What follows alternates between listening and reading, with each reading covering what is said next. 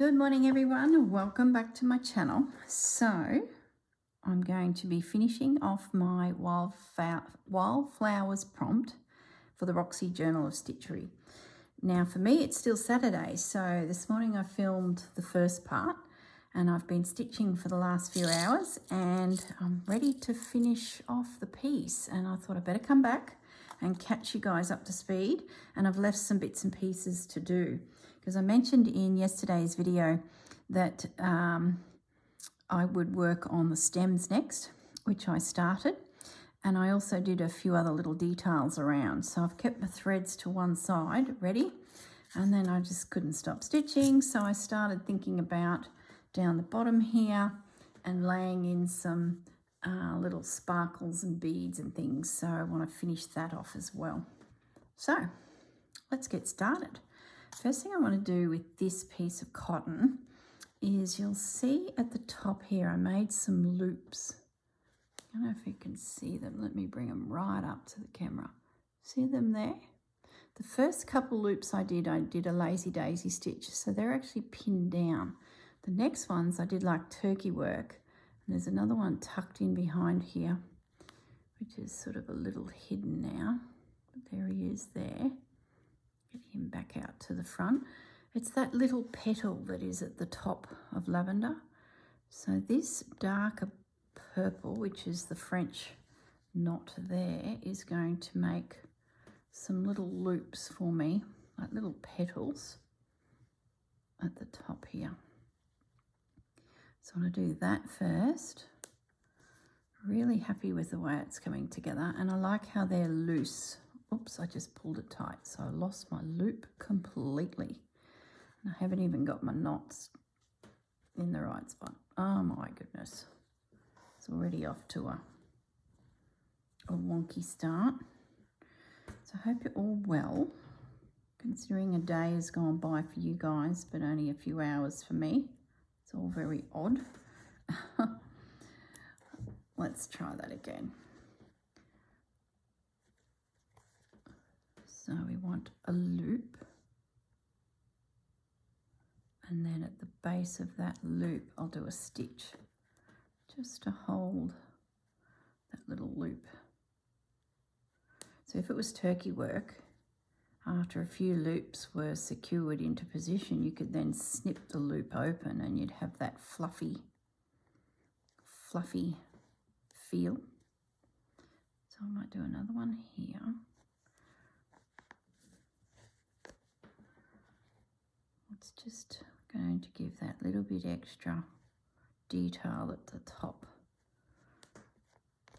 of the lavenders. There we go. Might leave it at that. I know my instinct is to, now I've got thread caught. Oh my goodness. My instinct is, I'm going to undo that one because it has caught. Oh my goodness, should I just stop filming now and say that's it? Butterfingers here. Let's try that again. This is going to be an interesting episode. When you start leaving threads dangling everywhere, it's just waiting to be trouble, isn't it? Once I get them done, but then we can, okay, little loop.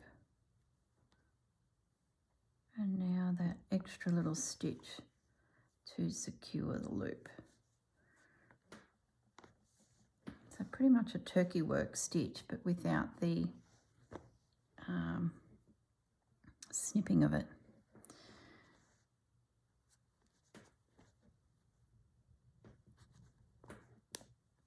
It's been fun to do different techniques with this lavender, because if I ever want to do a bigger piece of lavender, I can go back to this and sort of have a look at what I like, what I didn't like. I've filled that full of beads and then popped some French knots through it. Do I like that white one? Probably not as much as I did before the purple arrived, but I'm okay with it. I've also got a little cluster of white beads further down. So now I'm going to do the stem. and the leaves. They were fun, just straight stitch, but then I mixed it up a bit. Now see, I have 6 strands of cotton. Fraught with danger. They start separating, and the more you muck around with them, the messier they can get. I also took Pepper and Bandit for a swim too, so I filmed the video in the morning, yesterday's. I then stitched for a couple of hours. Then I took Pepper and Bandit for a walk around the lake and a swim. I actually spotted another flower too that could be classed as a wildflower. It was on a mound of sand, and it was a really fine pale green, very light weight foliage, stemmed straight up with little pink flowers on it. And I was like, oh, there's a wildflower. And I thought, oh, I could add that to my piece. But then the dogs started mucking around. I got sidetracked and completely forgot about it. It was only when I got back to the couch to do a bit more stitching, I'm like, oh, I didn't look at that wildflower. So next time I go for a doggy walk, I might have a closer look at it. I don't know what it is, so I'm a bit reluctant to pick it in case it's something that I don't, want on my skin. But if I could get a photo and maybe trial that Google that tells you what a photo flower or object is, that AI Google thing. So I won't get back there for a walk for a day or so it'll be in another video, but it was really a very straight stem with these little fine, like if I was to stitch it, it'd probably be 1 or 2 threads. Would not need to be any more. I have to trim that too. I ironed off the pen marks and melted the lace at the end there. Just another great thing that happens. Oh my goodness. I could smell burning fabric. It's never ever a good thing. Just going to finish this thread, and then we'll get another one. It's really starting to separate now. I looked for pearl cotton, but I didn't have the right colour. So I was looking for that sagey, silvery green for the lavender. Now the other thing I did with the other lavender sprigs is I did a cast on stitch. I had bullion knots in my head all week when I was thinking about this piece. And just inserted needle into hand. At the last moment, what's the rule? You never cut towards yourself. Well, you never pull a needle through fabric towards yourself either. There's the new rule. I'll just get a couple more sprigs in there. And then some cast on stitch.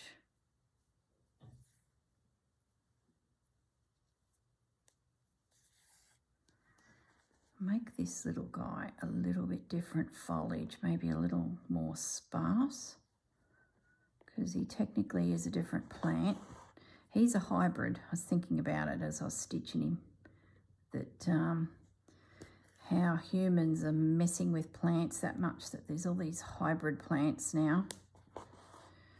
And lavender looks like it is one, being that I've got this white flower.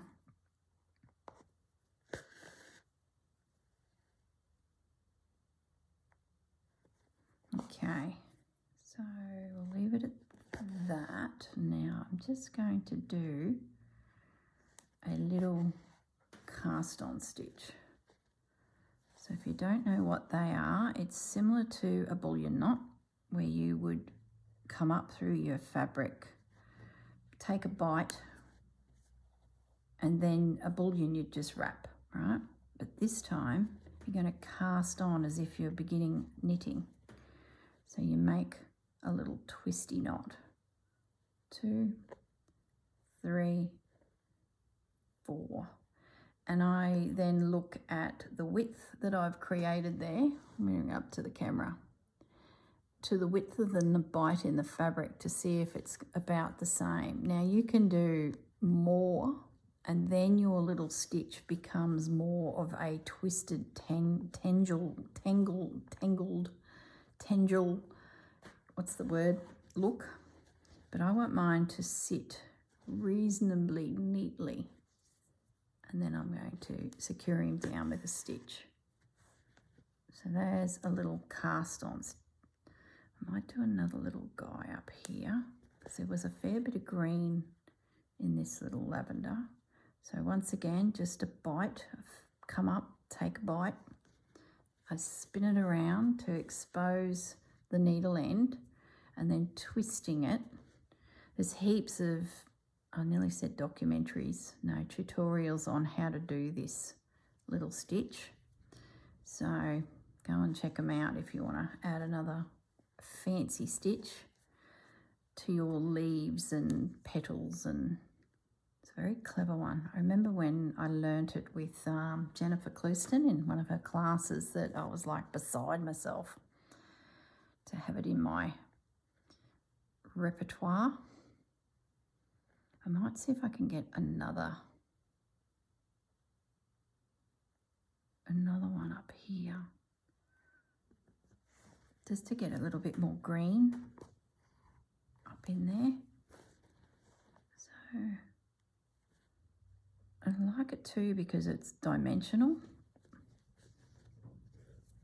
So 1, 2, 3. It's just like casting on to knitting if you're a knitter.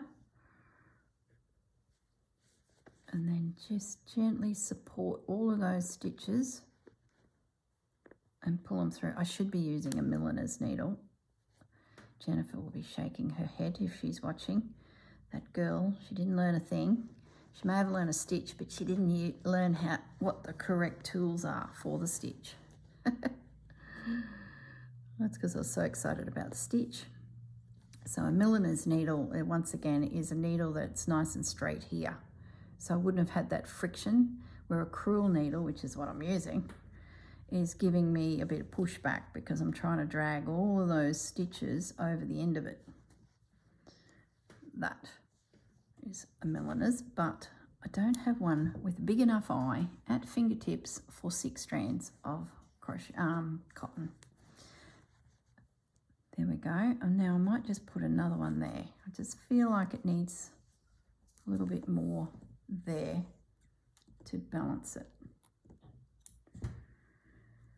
See, I don't think I can get that in there. Oh, yes, I can. Oh, there you go.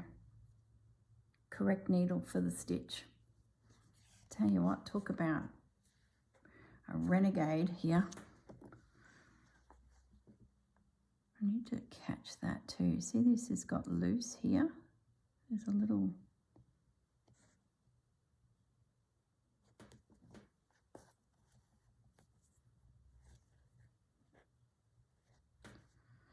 Who said you can't repair?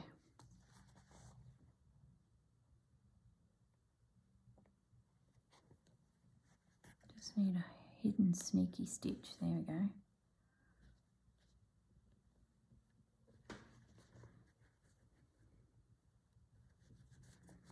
All right, back.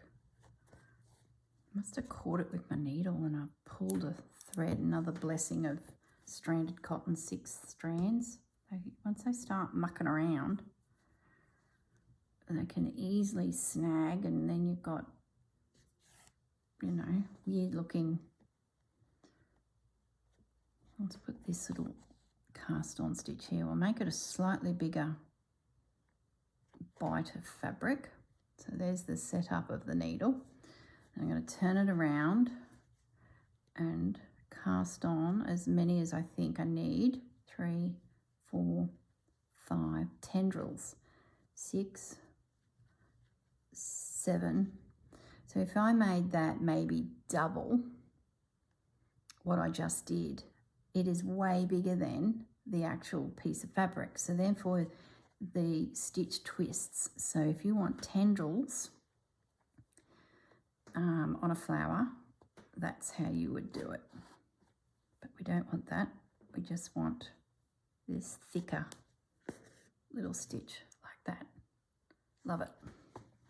Okay, I'm going to say the foliage of our lavenders are done.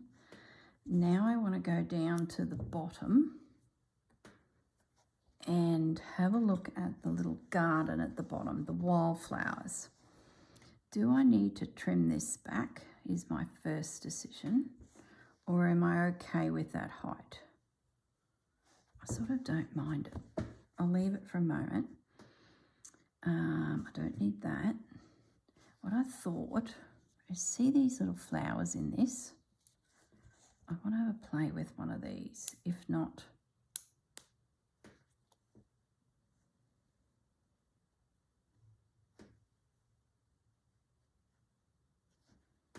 I think I want to make it more like wildflowers.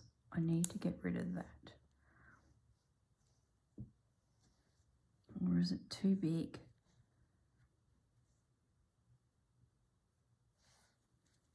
What about these guys?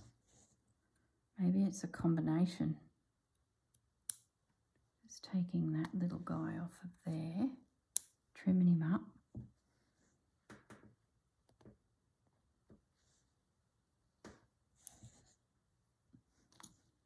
When you have one, you need more.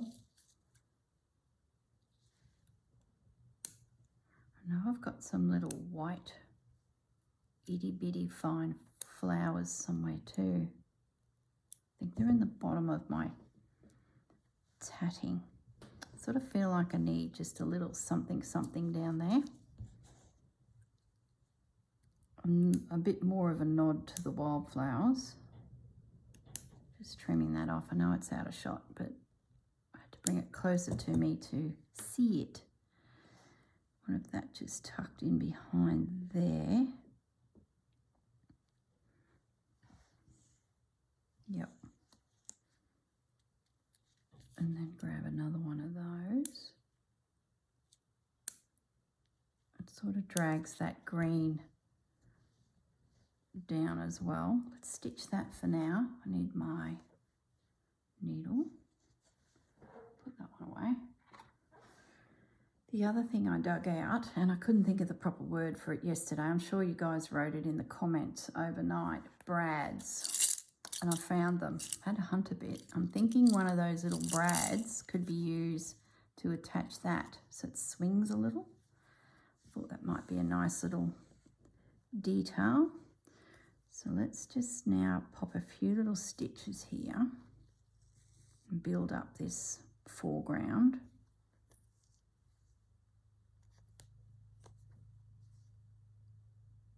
It's amazing what you can take out of lace. Let me bring it up to the camera. You see those little bits? It's like another plant growing. I might just get myself another little morsel.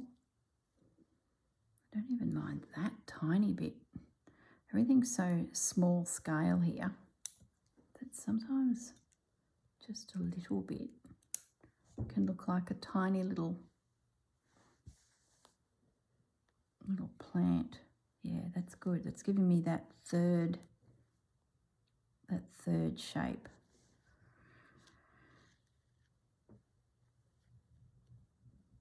I think I mentioned that yesterday's video that the concreters have been here early this morning for me, Saturday morning, laying the slab. So what I'm going to do in an hour or so is actually go for a walk and get some photos for Kev and Marianne because they're overseas.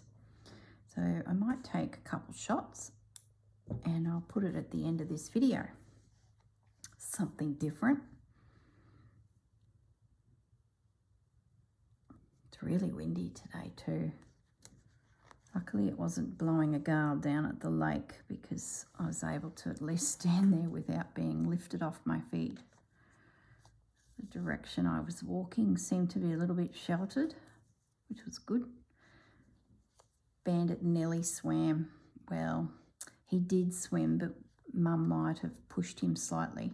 There's a little bit of an embankment within a metre of the shallow water directly from the house. It sort of goes out and then it drops down. He walks out on that embankment. Pepper jumps and has a paddle, and he stops right at that edge. So I took the opportunity. I don't know if this is good mama practice, but I gave him a gentle shove.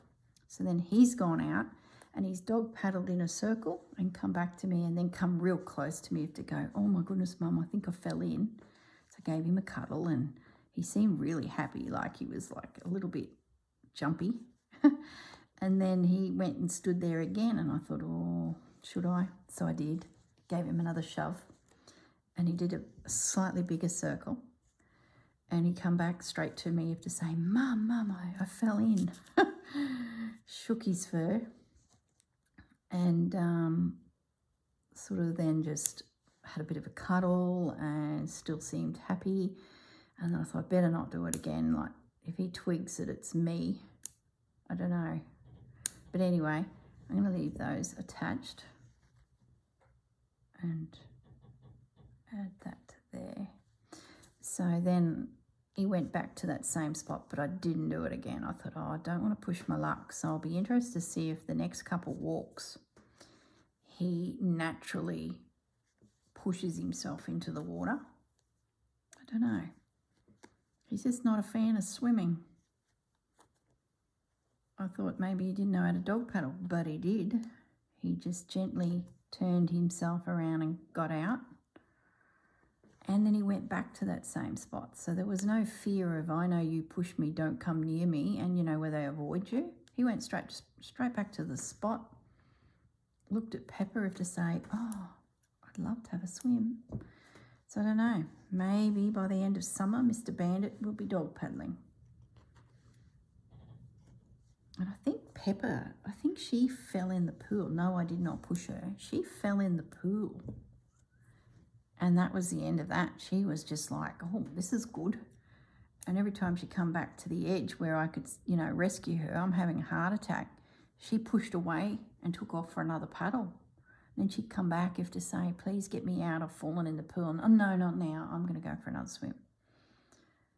So I'm just wondering if that initial dog realises it's okay is what's needed. I don't know. What's the psychology of a dog learning to dog paddle? I guess it comes natural for some and not for others. We just like humans. Okay, I've got this little guy tucked in around the back here just to help with the, messing it up a little bit so it's not a straight lineal line. Okay, I love it. So now I want to do a lace sampler.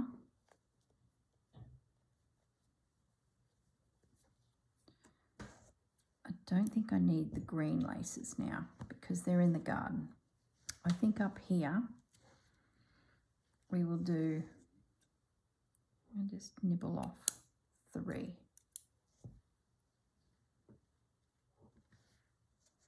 And then another colour. It's about time I use these. They're just a little shiny for me. I don't know. They just haven't merged into my slow stitch world yet. And maybe this one. Don't know if there'll be enough of a distinction in colour. They're all hand dyed by the lady that used to own Bella Paper Crafts in Brisbane. I did a few classes there. So we go like that, or we go like that. It's a swatch. I don't mind that. I know it's very uniformed. What if we went like that? Oh, I like that. And then stitch across the top there. So it's, yeah, that's what we'll do. Yep. So that's all the laces represented. I do have the word lavender yet. Oh, hang on. What if we do that?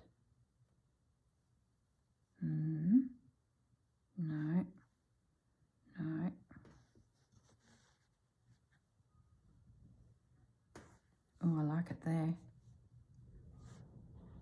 Yeah. Let me zoom up a bit. I feel like my camera's a little bit out of whack today. I like it there. Just in the garden, then the garden continues on. What do you guys think? Well, you can't bloomin' tell me anyway. Yeah, that's what we're doing. Okay. Lock it in. Stitch it in.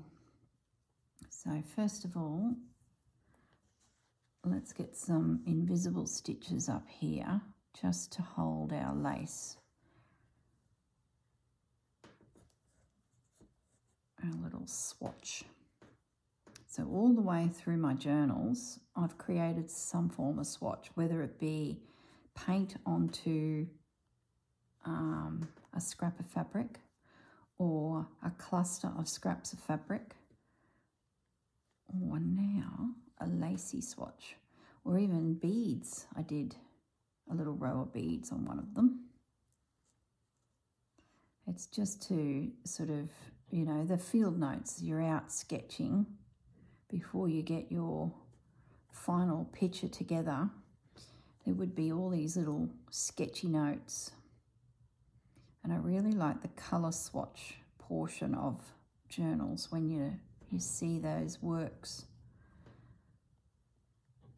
I was sort of enjoying dragging that through my work. And then labels.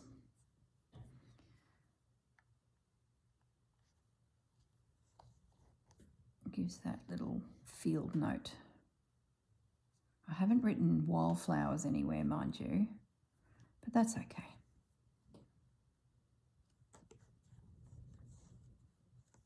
As the girls say, you do what you do. You've got your parameters. There's no rules. There's no wildflower police. Just relax into the project. If you want to do an intensely stitched piece, go for it. And if you want to do something that's a little bit more stylized, go for it. It's great. The girls are not keeping you within parameters. There's some basic guidelines, but then the rest is up to you. It's your piece, for goodness sakes. If you prefer a style or a look, go for it. I think you're pretty much all settling into it now. There might be still a few out there that are a little bit perplexed by the whole thing.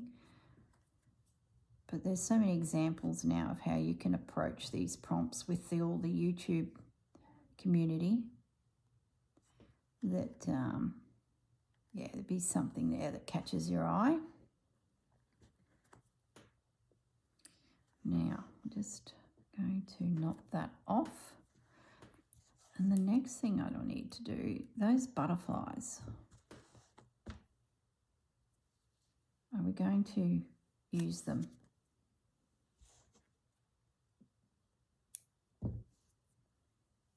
Let's get some thread.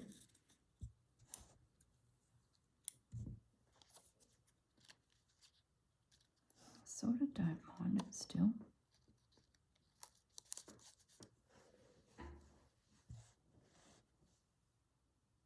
It's very random. A stamp tucked in there.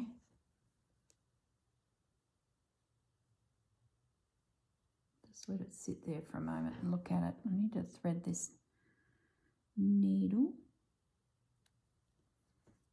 Sort of don't mind it, guys. What if I backed the stamp with some fabric? Sort of like how it's tucked in there.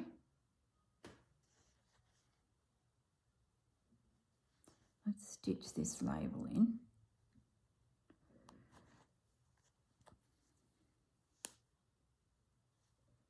I don't have, do I have my pinking shears to give me that stamp look, a decal edge? I did have scissors years ago that would do that. But yeah, they're not the best. I wonder where they are. Goodness knows. I may have actually binned them when I moved because they will often chew the paper then cut it.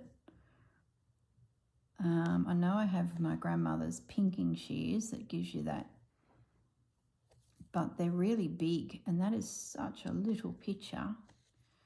I think I'd be tempted to just square it up and not try and hack it up. Because if that little deckled edge is not, you know, right, it'll look a bit odd. The other thing is, where's our little tag going? Maybe that's enough. I do like that butterfly idea, but sort of complements the page we did last time.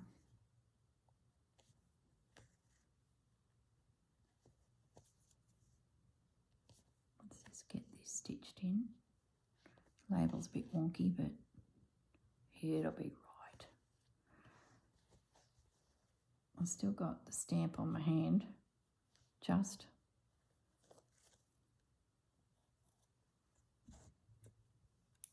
Okay. Now, let's square it up.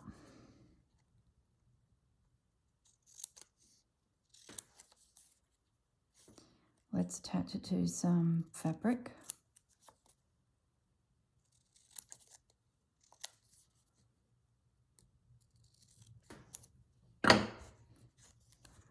With a little bit of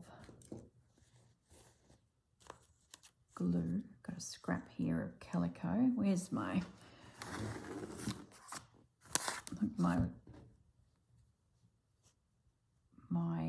very sad looking lavender is still sitting here from this morning's video. Smells still. Okay, so let's get some glue.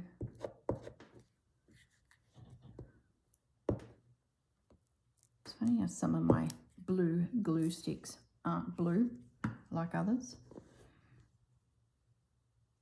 Let's just pop that into there.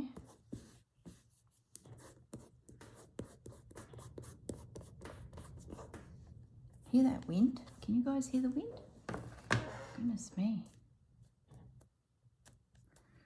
Okay, so now I'm going to trim that real close, but we'll still see a little bit of fabric.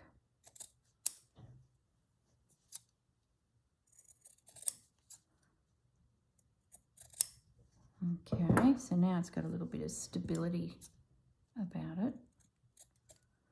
it. That little tag has been backed on some paper, so it's pretty strong. This one will dry a lot stronger. I'm wondering about tucking it in there. Now this little guy. Now remember, the fold is there on the paper. Oh, the fold of the journal's there. Let's get the journal. Let's get rid of those. They're looking a bit wilted now. Let's grab the journal.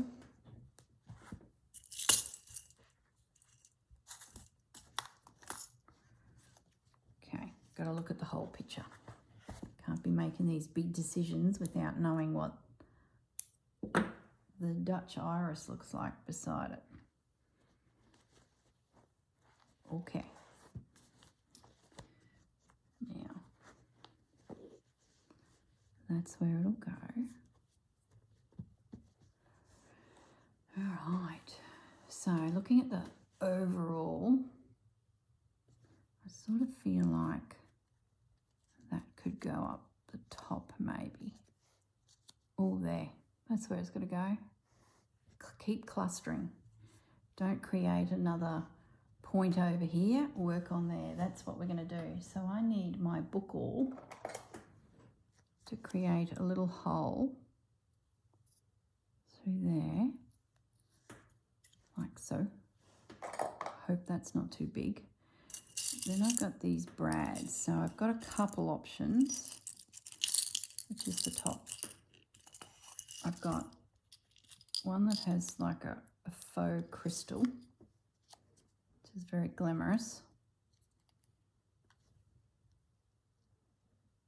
Oh, I sort of like that. It's very blingy.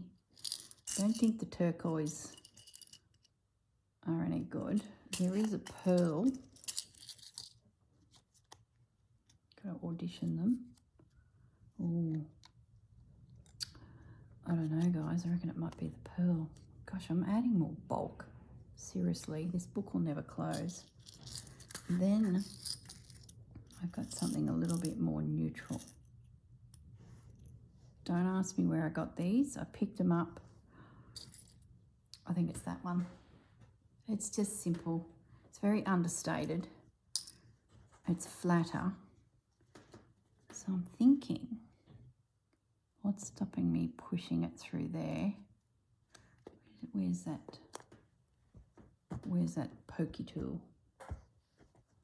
Surely I wouldn't have put it back somewhere safe so that it didn't jab me. What do I do with it? There it is.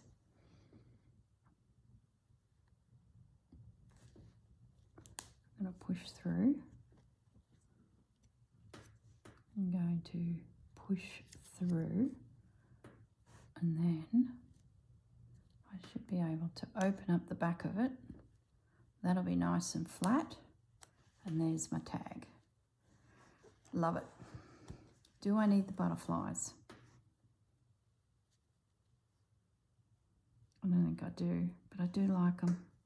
Let's try that angle there. I like it. I'm going to do it. What the hang? I'm going to do it. So I might just apply glue in the back there. That'll adhere it, and then when it's all dry, I'll come back with a very fine needle and thread and get in behind that cluster and pop a few little well-placed stitches in. It's going in. Just in there. It's like a little note has been tucked in there.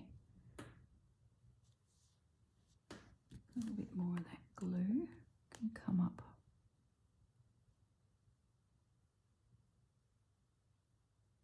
But I let it sit. It'll adhere. He's not going anywhere. There you go, a little Brad. About time I used some of those bits and bobs. Might have to keep them out. There's opportunities in a journal like this to brad in notes, brad in samples.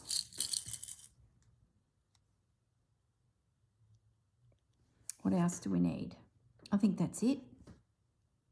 I did consider doing a border, but I think it becomes too boxy. See what I mean? Because then you've got to go across there and across there.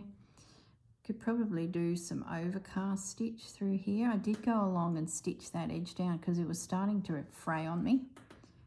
But I think it looks cleaner the way it is. I'm going to leave it. There's a lot happening over here. So I think I'll leave it.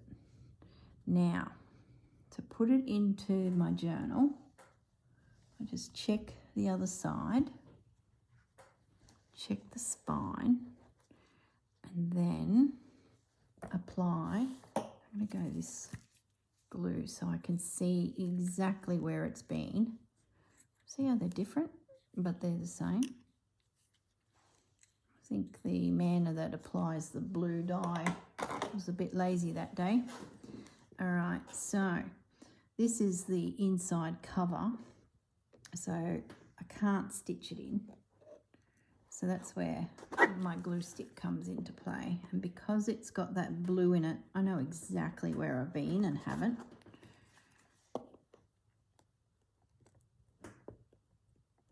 And it'll dry clear. And I find it secures it really well. Like, I guess if I really pulled at it, I could get it out if I did decide one day to frame it. Just about out of it. I could easily get it out and use the piece in another piece or frame it. So I'm never real worried about adhering like this. It won't be going anywhere. All right, good coverage. Sticky glue.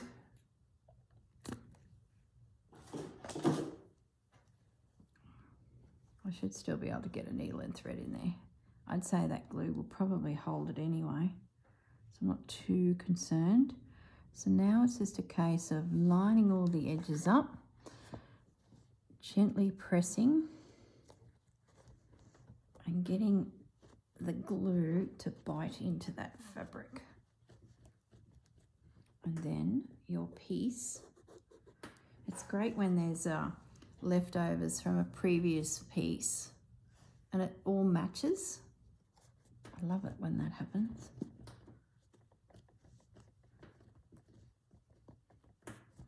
And technically this is summer and should be further in the journal, but when it comes to the colours and the layout, it just had to be here.